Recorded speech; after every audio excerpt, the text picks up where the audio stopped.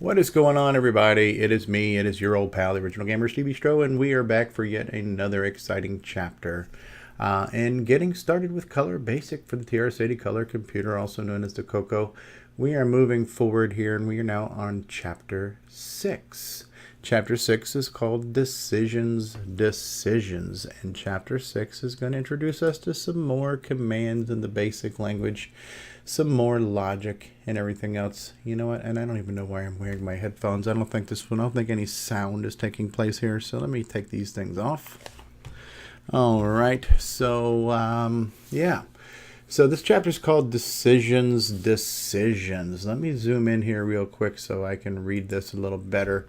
And what are we talking about here? Okay, here's an easy decision for your computer. If you type red, then make the screen red, or if you type blue, then make the screen blue. Easy enough? Then have the computer do it.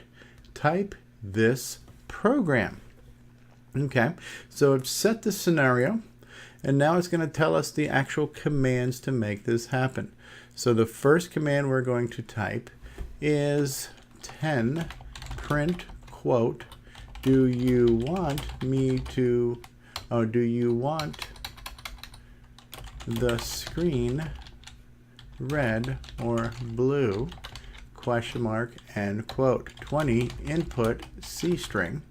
So we're now going to input a variable that's going to be labeled as a string. 30 says if C string equals red, then we're going to go to line 100. 40 says if C string equals quote blue, then we're going to go to line 200. Line 100 says CLS 4. You don't necessarily have to put it in parentheses, but we'll do that. Line 110 says end, and the program will stop right there. Line 200 says CLS 3, and then because that is the last line, that will automatically end. Now what I need to make sure I have going on here again is I need to make sure my display in my VCC, my virtual color computer, is set to composite. It looks like it is. So let's try to run this program right now. When I run the program, it says, do you want to see the screen red or blue? If I type in red, it's red. If I run it again, it says, do you want to see the screen red or blue? If I type in blue, it's blue. Okay. So far, the program's doing what it says. And it says here, run the program a few times, type both red and blue as answers. What the program does, if you type in red, then line 30 sends it to line 100. Line 100 turns the screen red. Line 110 ends the program. And it says that the computer goes to line 110, it never makes it to line 200. On the other hand, if you answer blue, then line 40 sends your computer to line 200. Line 200 turns your screen blue. Since 200 is the last line of the program ends there. I think we can all agree that's exactly what happened, as explained, as demonstrated. So far, so good. So far, I'm with you, book. So far, book, you have not lost me. Now, what happens if you answered with something different from red or blue? Run the program again. This time, answer green. So let's try it. Let's run the program. And when it says, do you want me to make the screen red or blue? And I type in green, well, it made it red. And so why is that? Why did that happen? It has to do with the code, right? So if the condition is not true, the computer ignores the then part of the line and proceeds to the next line in the program. So it basically said if it's red, go here. If it's blue, go there. It was neither one of those, so it just kept going down to the next line of the program. The next line of the program was the line that turned it red anyways. There's a way to get this program to reject any answer but red or blue. These are two lines to add. You figure out where they go in the program. So we need to somewhere print in here, you must type either red or blue and go back to 20. So let's look at our program. Let's look at our program here. So after line 20, we have a 30. Okay, so I would say it's after line 40 actually. So I hear my cat whining outside the door there. So after line 40, line 40, line 30 and line 40 give us two decisions, go to 100, go to 200. If neither one of those conditions are met, line 50 is probably going to be the one that will say print, you must choose red or blue, and then 60 will go back to go to 10. That's probably going to do it. When I run it, do you want to see red or blue? If I type red, I get red. If I run it, if I type blue, I'll get blue. If I run it and I type in green, it's going to say you must choose red or blue. Do you want the screen red or blue? Orange, you must choose red or blue. So I believe that is what we were looking for.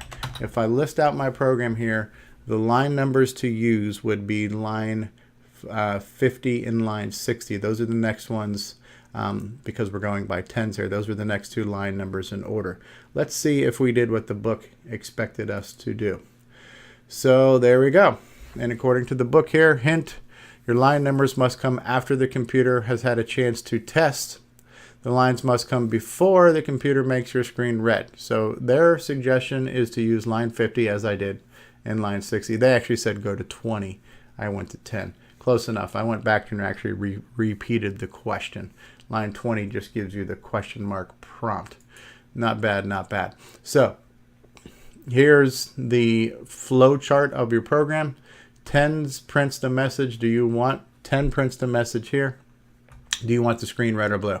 It inputs your choice or your color. If you chose red, it then goes down to line 110.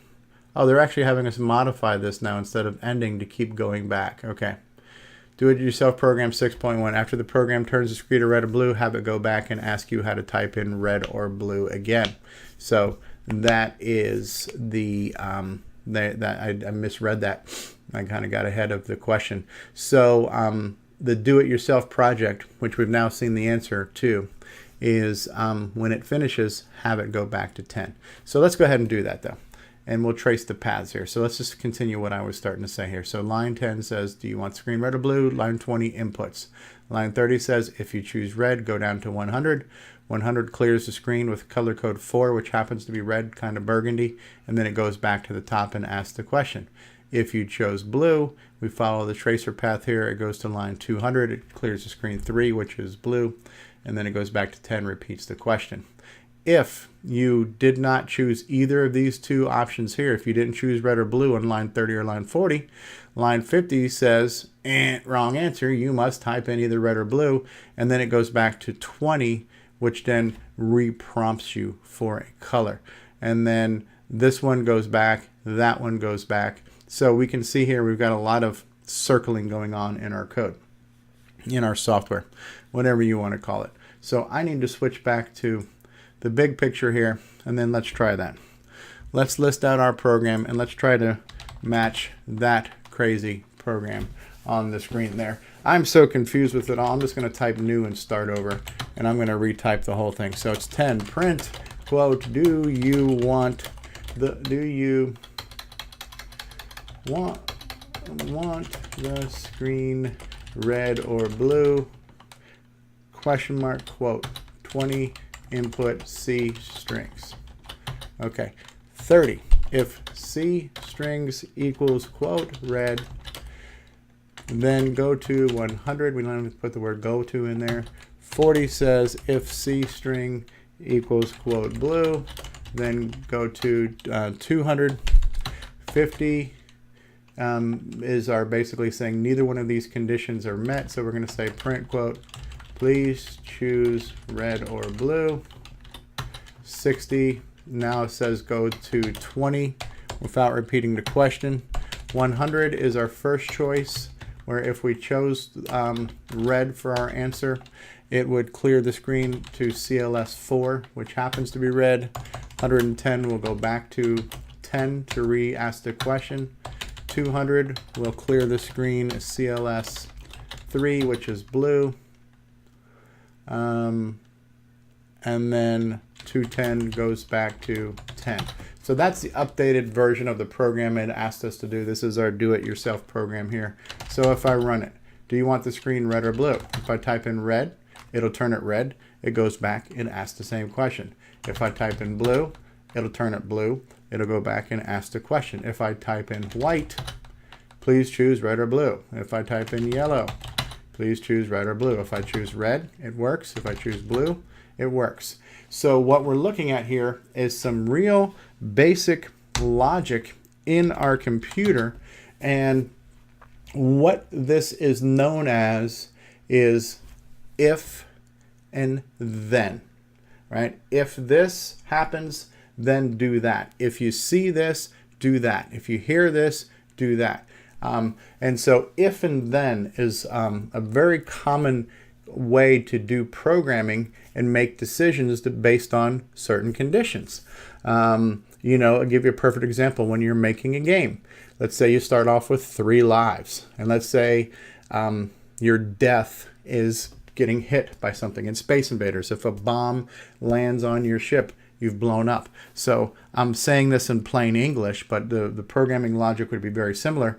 If my ship is hit, then my lives are deducted by 1. So if I start off with 3 lives and you hit me 1 time, I take away 1 life. Now I'm down to 2. If I get hit again, I lose a life, I'm down to 1. If I get hit again, I lose a life, I'm down to 0. If my lives are 0, then game is over. So these are some logic and how if and then can be used to make decisions in software, especially in games, which is what I want to do. I want to make a game here.